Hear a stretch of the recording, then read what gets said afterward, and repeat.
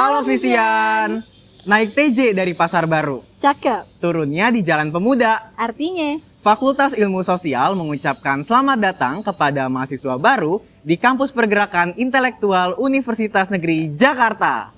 perkenalkan aku Duti Silvana dari Program Studi Pendidikan Sejarah Angkatan 2021. Hari ini aku ditemenin sama partner aku yang luar biasa, yaitu Duta Lutfi dari Program Studi Ilmu Komunikasi 2021. dan kami merupakan Duta Fakultas Ilmu Sosial Universitas Negeri Jakarta tahun 2022. Duta Lutfi, aku nggak sabar banget nih buat ketemu calon mahasiswa baru Fakultas Ilmu Sosial Universitas Negeri Jakarta. Kalau Lutfi sendiri gimana? Wah bener banget nih Duti Silvana, apalagi tahun lalu kita pernah jadi mahasiswa baru ya. Bener banget. Dan sekarang kita bisa nyambut mahasiswa baru nih. Tahu nggak sih Kak Lutfi, kalau masa PKKMB ini masa paling penting di mana mahasiswa baru mengenal lingkungan kampus terutama Fakultas Ilmu Sosial. Nah, Duta Lutfi udah nggak sabar nih untuk ketemu narasumber kita pada hari ini. Kepo nggak sih? Wah kepo banget nih Duti Silvana. Kalau gitu Visian, yuk kita langsung cari tahu aja. Halo Visian. Nah sekarang kita sudah berada di Tata Usaha Ruangan 210. Mau tahu nggak sih di dalamnya ada apa aja? Yuk langsung masuk aja.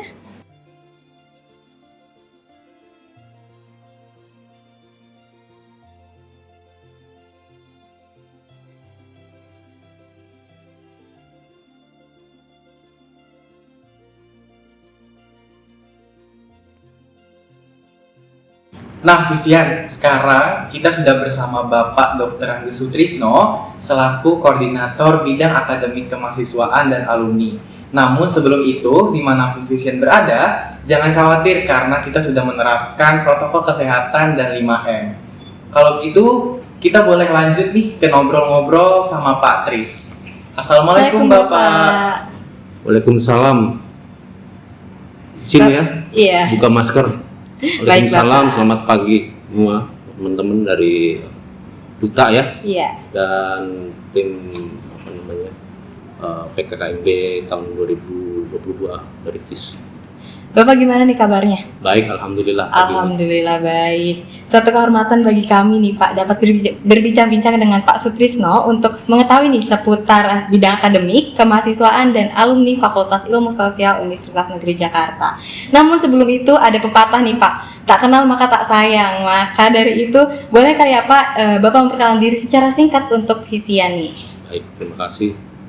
Perkenalkan, nama saya Sutrisno. Saya sebagai koordinator layanan administrasi akademik dan kemahasiswaan sesuai SK Rektor nomor 24 tahun 2021 tanggal 14 Januari tentang penetapan koordinator dan subkoordinator di lingkungan Universitas Negeri Jakarta. Adapun tugas pokok terkait dengan koordinator layanan administrasi akademik dan kemahasiswaan adalah mengkoordinasikan dalam bidang administrasi terkait kegiatan akademik, kegiatan pendidikan ya, akademik dan pendidikan, kemudian penelitian dan pengabdian, kemudian kemahasiswaan dan alumni, termasuk membantu tugas pimpinan, dan yang terakhir mengkoordinasikan terkait bidang administrasi di lingkungan FIS dengan Universitas Negeri Jakarta. Itu tugas pokoknya. Baik Bapak. Oke, mungkin karena Bapak merupakan sebagai koordinator bidang akademik, kemahasiswaan dan alumni, dan pastinya Bapak mempunyai tugas lainnya dan wewenang juga ya Pak. Kalau boleh tahu tugas lainnya dan wewenang dari Bapak itu apa aja ya Pak ya? Banyak sih ya, tapi salah satunya bagi mahasiswa baru ya. Mungkin di awal-awal semester belum ada kegiatan-kegiatan sifatnya layanan ya.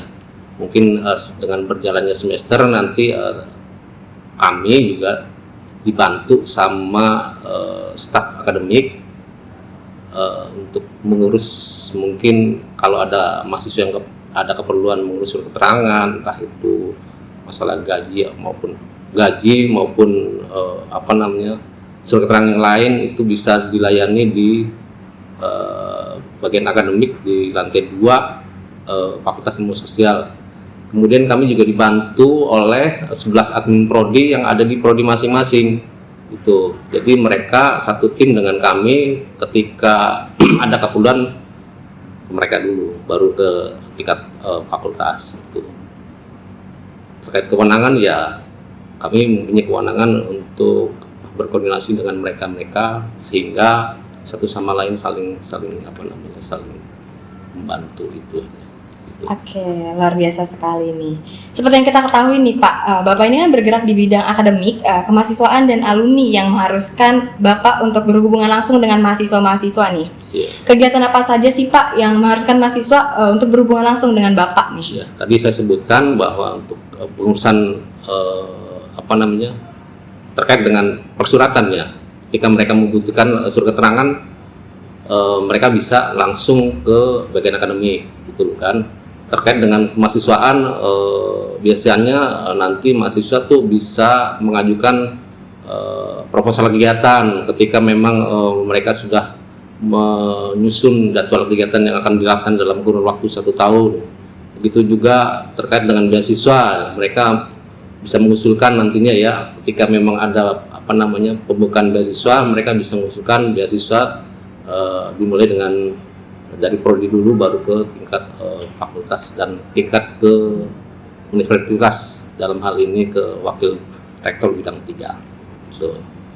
Baik Pak. Nah mungkin aku mau nanya nih Pak, untuk alur pelayanan untuk mahasiswa sendiri nih, mungkin boleh dijelaskan kepada Pak Tris secara garis besar alur pelayanannya Pak, ya. Seperti apa Pak? Untuk alur pelayanan itu sebelum ke tingkat fakultas itu melalui admin prodi dulu.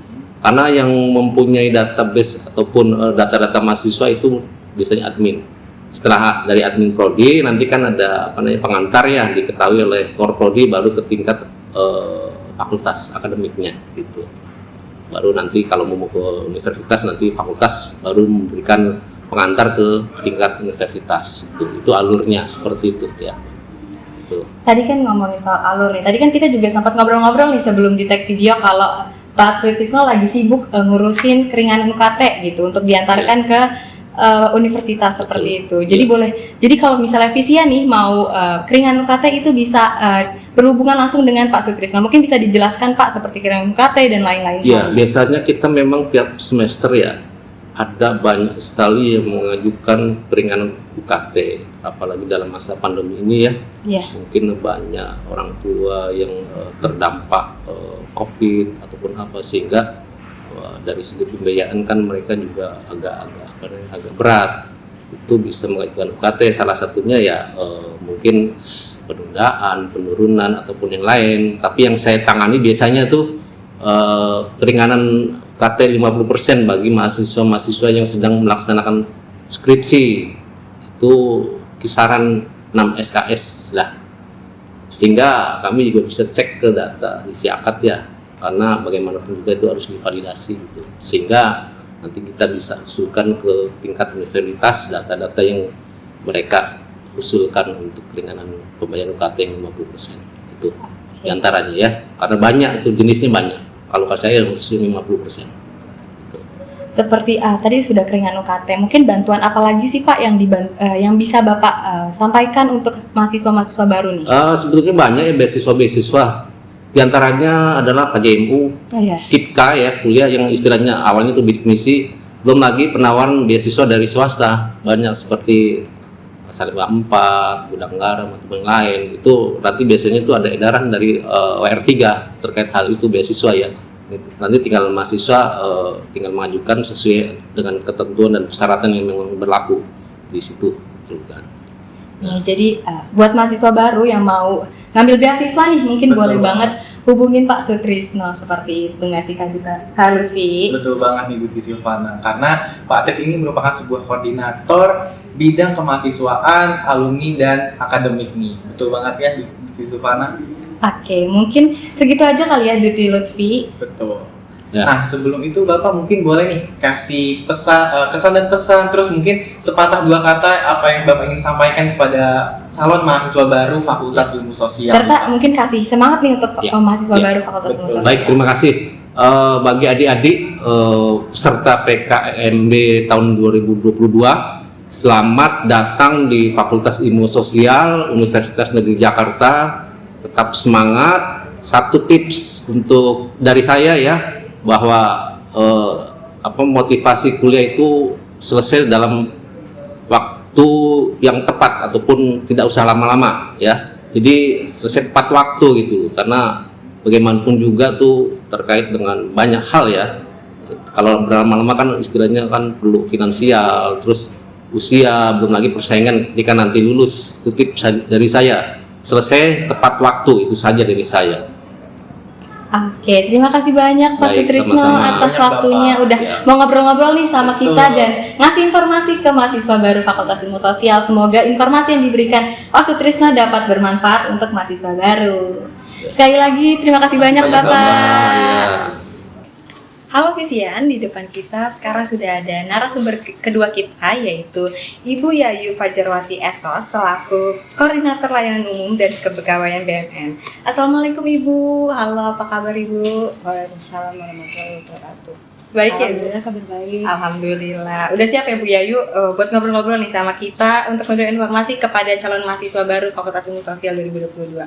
Tapi sebelum itu boleh kali ya Bu, Ibu memperkenalkan diri terlebih dahulu nih supaya Camaba FIS UNJ makin kenal sama Ibu. Betul banget, Silvana. Oke, baik, terima kasih. Assalamualaikum warahmatullahi wabarakatuh. Salam sejahtera untuk kita semua.